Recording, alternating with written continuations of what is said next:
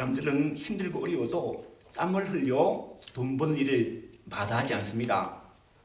왜냐하면 돈이 있어야 비로소 먹고 살 수 있기 때문입니다. 그래서 지갑에 돈이 떨어지면요 불안하고 염려합니다. 그런데 우리 주님은 이렇게 말씀하십니다. 마태복음 6장 31절 32절 말씀인데요. 그러므로 염려하여 이르기를 무엇을 먹을까 무엇을 마실까 무엇을 입을까 하지 말라. 이는 다 이방인들이 구하는 것이라. 너희 하나님 아버지께서 이 모든 것이 너희에게 있어야 할 줄을 아시느니라. 이 말씀은요 우리가 일을 하지 않아도 주님이 먹고 살게 해 주시겠다는 것이 아니죠. 먹고 살기 위해서 일을 하되 염려하지 말라는 것이며, 이어지는 그 다음 33절 말씀이 주님께서 우리에게 주시는 메시지입니다.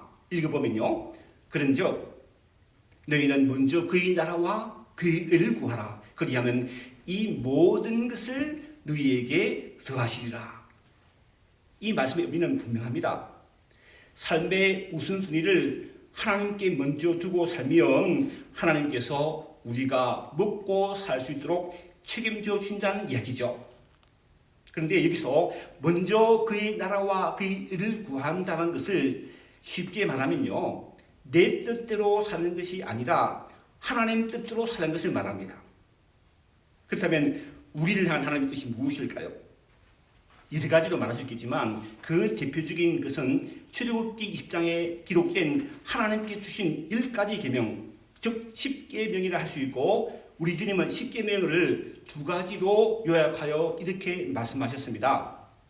마태복음 22장 17절 40절 말씀인데요, 읽어보면 내 마음을 다하고 목숨을 다하고 뜻을 다하여 주 너희 하나님을 사랑하라 하셨으니 이것이 크고 첫째 되는 계명이요, 둘째도 그와 같으니 내 이웃을 내 자신같이 사랑하라 하셨으니 이 두 계명이 온 율법과 선지자의 강령이라. 이 말씀, 이 계명의 의미를요, 여러분들에게 어떻게 쉽게 다가오게 설명할까 고민하다가 문득요, 언제 가장 행복하십니까? 라는 질문이 떠올랐어요. 그래서 그 질문을요 인터넷에 쳐보았습니다. 그랬더니 2004년 5월 7일자 중앙일보 신문에 실린 어느 대학 교수의 짧은 글이 제일 먼저 떠오르더군요. 그 교수가 기자와 인터뷰를 하던 중에 그 신문 기자가 선생님은 언제가 제일 행복하세요? 라는 질문을 받고 당황해서 답을 하지 못하고 울부짖었대요. 그리고 그 기자가 떠난 후에 학교 캠퍼스를 돌면서 봄 꽃구경을 하다가 조카의 동화책에서 읽은 우화가 생각난답니다. 이런 얘기입니다. 늘 자기를 행복하지 못하다고 생각하는 사람이 있었다.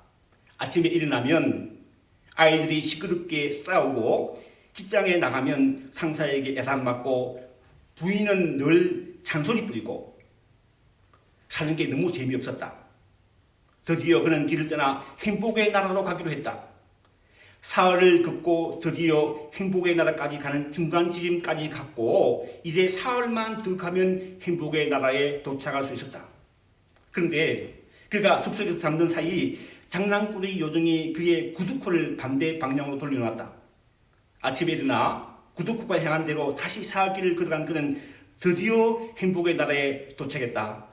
아니, 사실은 자신이 살던 곳으로 돌아온 것이었다.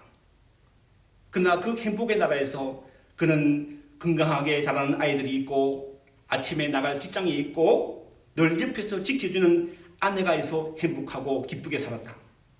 즉, 행복은 생각하기 나름이라는 메시지를 주는 이야기다. 행복의 조건은 세 가지, 즉 사랑하는 사람이 있고, 희망이 있고, 무언가 내가 할 수 있는 일이 있는 것이라고 했다. 상당히 공감이 가는 글이었어요. 저도 그동안의 삶을 돌아보면 사랑할 때가 가장 행복했다는 것을 기억합니다. 여러분이 생각해 보세요. 사람이요, 사랑에 빠지면 행복해요. 사랑에 빠지면 행복하다는 거예요. 그런데 문제는요, 사랑의 대상이 잘못되면 그 행복은 반드시 불행으로 끝이 납니다. 돈을 사랑하면 돈을 벌고 모을 때는요 너무나 행복하지만 돈 때문에 망한다니까요. 예수님을 찾아왔다가 돈 때문에 결국에는 예수님을 떠난 젊은 부자 청년이 그리했고 돈 욕심을 내던 아나니아와 삽비라가 그리했습니다. 그리고 세상에는요 잘못된 사람을 만나서 잘못된 사랑을 함으로 한 번뿐인 자기 자신의 인생을요 비극적으로 마치는 사람들이 너무나 많습니다. 세상을 사랑하면 그렇게 된다니까요. 그러나 우리 주님의 사랑에 대한 가르침은요 너무나 바르고 너무나 분명합니다. 우리가 하나님을 사랑하고 이웃을 사랑할 때 가장 행복하게 살 수 있다고 합니다. 왜냐하면 그것이 우리를 향한 하나님의 뜻이기 때문입니다. 그래서 사랑이라는 단어를요 사전에 찾아보니까 사람이나 존재를 아끼고 위하여 정성과 힘을 다하는 마음 또는 인간의 근원적인 감정으로 인류에게 보편적이며 인격적인 규제 또는 인격 이외의 가치와의 교제를 가능하게 하는 힘이라고 합니다. 충분히 공감이 가는 정의이긴 하지만요 마음에 그렇게 쓱 와닿지는 않습니다. 성경을 찾아보면 고린도전서 13장에 사랑에 대한 정의가 이렇게 되어 있죠. 사랑은 오래 참고 사랑은 온유하며 시기하지 아니하며 사랑은 자랑하지 아니하며 교만하지 아니하고 무리 행치 아니하며 자기의 유익을 구하지 아니하며 성내지 아니하며 악한 것을 생각지 아니하며 불의를 기뻐하지 아니하며 진리와 함께 기뻐하고 모든 것을 참으며 모든 것을 믿으며 모든 것을 바라며 모든 것을 견디느니라. 여러분 사랑에 대한 너무나도 완벽하고 아름다운 정의입니다. 그런데요 저는 사도 바울의 이 사랑에 대한 정의를 하나하나 자세하게 살펴보면서 절망했습니다. 사랑은 오래 참고 했는데요 저는 절대로 오래 참지 못하거든요. 사랑은 온유하다고 했는데 저는 온유한 척 할 뿐입니다. 사랑은 시기하지 않는다고 하는데 남이 알려면요 괜히 속이 편치 않을 때가 많습니다. 사랑은 자랑하지 않는다고 하는데 작은 일도 자랑하고 싶은 마음이 생기거든요. 뭐 구태여 더 이상 설명할 필요 없겠습니다. 아마 여러분들도 비슷할 거라 생각해요. 그렇다면 주님은 우리들에게 지키기가 불가능한 계명을 주실까요? 당연히 그런 것이 아닙니다.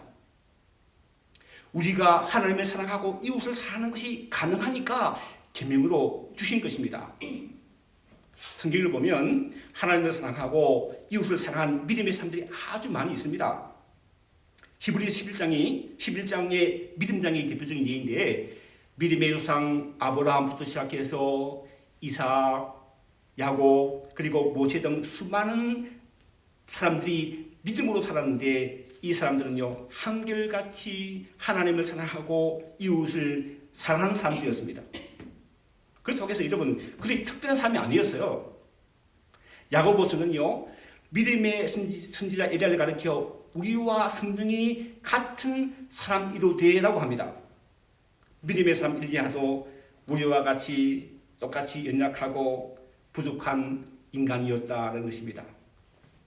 그렇다면 믿음으로 사는 우리들도 당연히 하나님을 사랑하고 이웃을 사랑할 수 있다는 길도를 내릴 수 있죠. 따라서 오늘 우리가 읽은 본문에서도 주님은 제자들에게 이렇게 명령하십니다. 계명을 주시죠.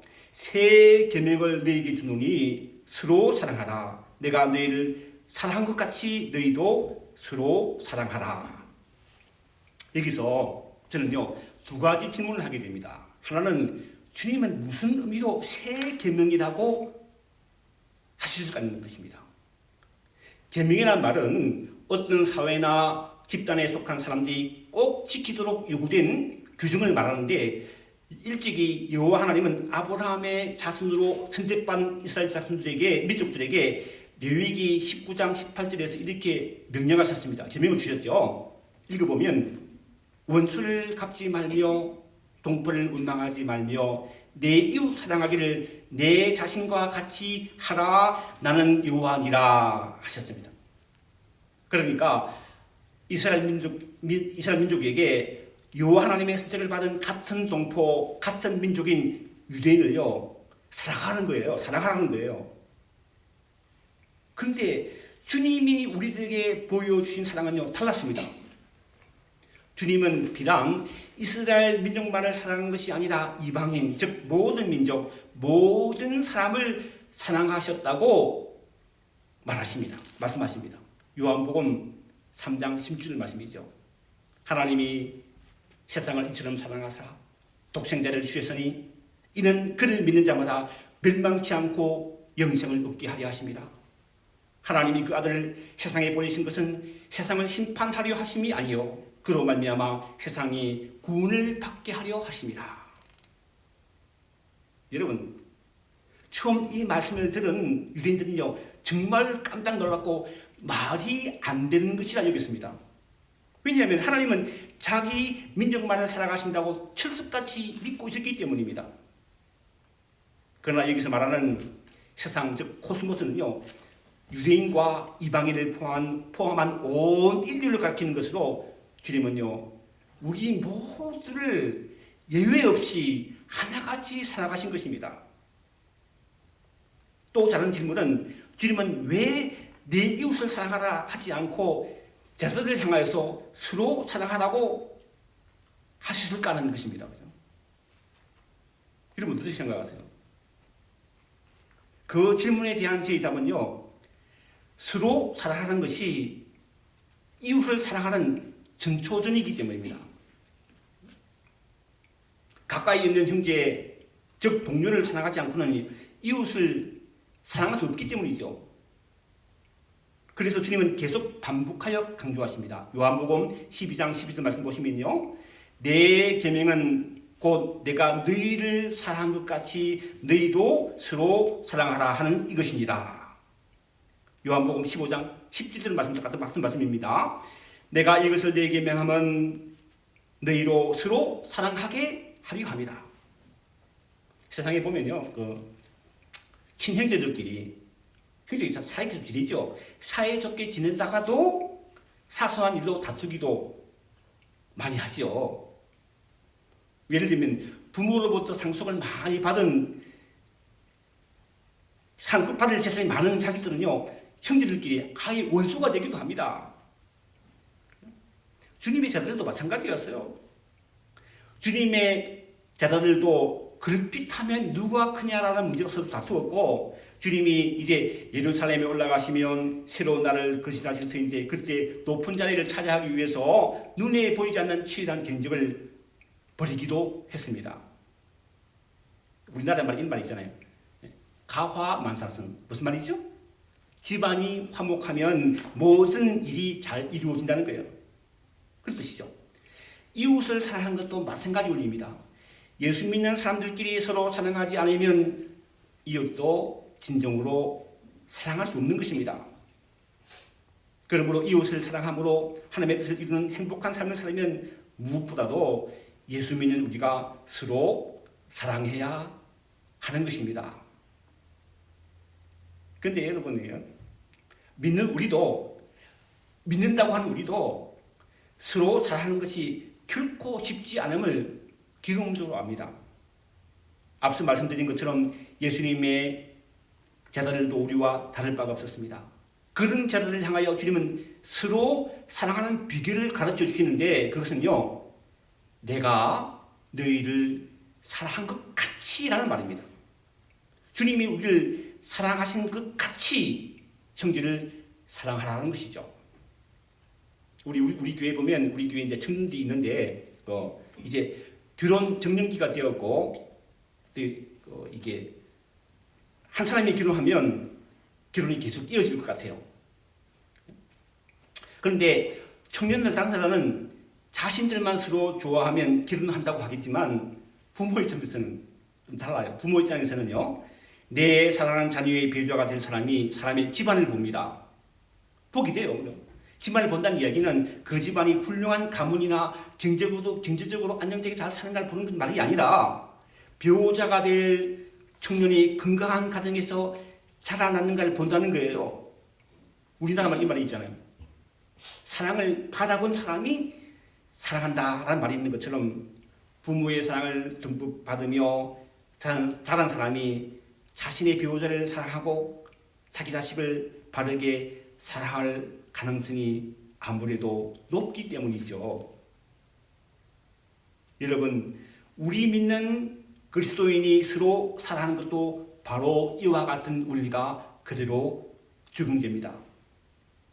우리가 가지고 있는 사랑으로는요, 내 사랑으로는 절대로 서로 사랑할 수 없습니다. 그래서 주님은 이렇게 말씀하시죠. 내가 너희를 사랑한 것 같이 너희도 서로 사랑하라. 그렇다면 예수께서는 어떻게 그 제자들을 사랑하셨을까요? 이에 대해 성서학자 바클레이는 4가지로 설명합니다. 첫째, 예수님은요, 사심없이 제자들을 사랑하셨습니다. 사심이란 말은요, 사사로운 마음, 자기 욕심을 채우려는 마음을 말합니다. 우리는 사랑하긴 하지만 우리 욕심을 채우려는 마음으로 사람을 사랑하고 내 행복을 위해서 사랑하고 내가 받기 위해 사랑합니다. 그렇죠? 내 자아, 에고라는 게 있어서 사랑한다고 하지만 내 중심으로 사랑하는 것입니다. 그래서 내가 준 사랑을 돌려받지 못하면요, 낙심하고 원망하고 어쨌든 미워하기도 하죠. 미워합니다. 그러나 예수님은 전혀 그렇지 않으셨고 그렇지 않으십니다. 예수님의 사랑은요, 자신을 주시는 것이었으며 갖고 있던 모든 것을 그저 주시고자 하는 사랑이었습니다. 예수님은 그야말로 사심없이 제자들을 사랑하셨고 지금도 그렇게 우리를 사심없이 사랑하시는 것입니다. 둘째, 예수님은 희생적으로 제자들을 사랑하십니다. 오늘 이제 그 4월 마지막 주일인데 2주 후인 5월 10일, 5월 둘째 주에는요, 어머니날이죠. 어머니날. 어머니날 되면 어머니 노래를 부릅니다. 다 아시잖아요. 나실제 괴로움 다 잊으시고 기를제 밤낮으로 애쓰는 마음, 진자리 마른 자리 갈아 누시며 손발이 닳도록 고생하시니 하늘 아래 그 무엇이 널따리요 어머님의 희생은 가히 없어라. 여러분, 어머니의 희생적인 사랑을 너무나 잘 표현한 우리 가옥입니다. 그런데 예수님의 우리를 향한 사랑은요, 어머니의 사랑을 훨씬 뛰어넘어 죄인되어 죽을 수밖에 없는 우리를 위하여 고통과 고난과 지옥의 십자가를 친히 지는 사랑이셨습니다. 예수님은요, 희생적으로 제자를 사랑하셨고 지금도 우리를 희생적으로 사랑하고 계심을 믿습니다. 셋째, 예수님은요, 예성을 가지고 제자들을 사랑하십니다. 우리는요, 우리는 잘 모르는 사람들에게 예수님의 사랑으로 당신을 사랑합니다 라고 말하는 거 쉬워요. 잘 모르는 사람이 그렇게 합니다. 그죠? 사랑합니다. 그런데 잘 아는 사람에 대해서는요, 사랑한다는 말이 잘 나오지 않을 때가 있습니다. 왜냐하면 그 사람의 부족한 점, 단점을 너무나 잘 알기 때문입니다. 그런 사람에게 나는 당신을 사랑합니다 라고 말하기가 쉽지 않아요. 그런데 예수님은 달랐습니다. 예수님은 제자들을요, 너무나 잘 아셨어요. 3년 동안 같이 먹고 마시고 했는데 잘 알죠. 다른 점, 연약한 점, 삐뚤은 점 다 아셨습니다. 그럼에도 불구하고 예수님은 제자들을요, 사랑하셨습니다. 이처럼 예수님은 예성을 가지고 부족한 제자들을 사랑하셨고 지금도 우리 부족한 모습 이들을 사랑하신 줄 믿습니다.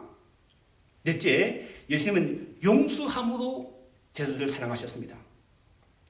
사람은 내가 상대편에게 호의 좋은 일을 해주었는데 또 불구하고 뒤돌아서서 나를 욕하는 사람을 보면요, 우리는 배신감을 느끼며 그런 사람들과는 상종도 하고 싶은 마음이 없을 때가 많습니다. 근데 주님은 달랐어요. 주님은요, 수주자 베드로가 주님을 모른다고 세 번이나 부인했지만 그럼에도 불구하고 예수님은 디바리 호수까지 그를 찾아가셔서 네가 나를 사랑하느냐라고 물으셨습니다. 당신을 배신한 배반한 베드로를 용서하시고 사랑하신 것입니다. 다른 자들도 예수께서 십자가에 못 박히시자 다들 예수를 부인하고 떠났지만 그들을 다시 제자로 불러주셨습니다. 그들을 용서하심으로 당신의 제자를 사랑하신 것을 보여주신 것입니다. 이처럼 주님은요, 때로는 말씀대로 순종하며 살지 못하는 우리를 지금도 용서함으로 여전히 사랑하시는 것입니다. 이렇게 예수 믿고 제자는 우리를 사랑하신 예수님께서 오늘도 이렇게 말씀하십니다. 35절 말씀이죠. 본문 35절 말씀 읽어보면 너희가 서로 사랑하면 이로써 모든 사람이 너희가 내 제자인 줄 알리라. 제자라는 말을 구구사전에 찾아보면요, 예수님의 가르침을 받아 그의 길을 따르는 삶이라고 정의되어 있습니다. 이처럼요, 저와 여러분들은요, 예수님의 가르침을 받아 예수님처럼 사는 사람들입니다. 그러므로 우리는 예수님이 친히 우리에게 본을 보여주셨고 또한 예수님이 가르치신 대로 서로 사랑해야 합니다. 그래야 진정으로 예수를 믿는 예수의 제자인 것입니다. 이러한 진리를 깊이 깨달은 사도 요한은 이렇게 간절히 고민합니다. 요한일서 4장 7절로 8절 말씀인데요. 읽어보면 사랑하는 자들아 우리가 서로 사랑하자. 사랑은 하나님께 속한 것이니 사랑하는 자마다 하나님께로부터 나서 하나님을 알고 사랑하지 아니하는 자는 하나님을 알지 못하나니 이는 하나님은 사랑이시니라. 사랑하는 성도 여러분, 우리가 가진 사랑으로는요 절대로 서로 사랑할 수 없습니다.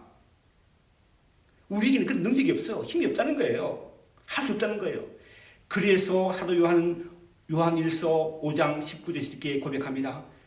우리가 사랑하면 그가 먼저 우리를 사랑하셨습니다. 그렇습니다.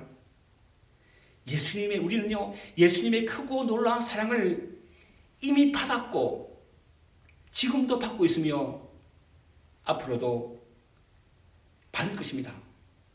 그러므로 우리가 서로 사랑함으로 주님의 뜻을 이루고 한 발 더 나아가 하나님께서 우리에게 붙여주신 우리 이웃을 사랑함으로 이 땅에서 참된 행복을 누리며 사랑할 때 행복하니까요. 사랑에 빠질 때 행복하니까요. 참된 행복을 누리며 하나님께 영광 돌리는 저와 여러분들이 되시기를 주님의 이름으로 축원합니다. 기도하겠습니다. 하나님 아버지, 우리에게는 우리 형제를, 우리 이웃을 사랑할 능력이 없음을 주님 앞에 고백합니다.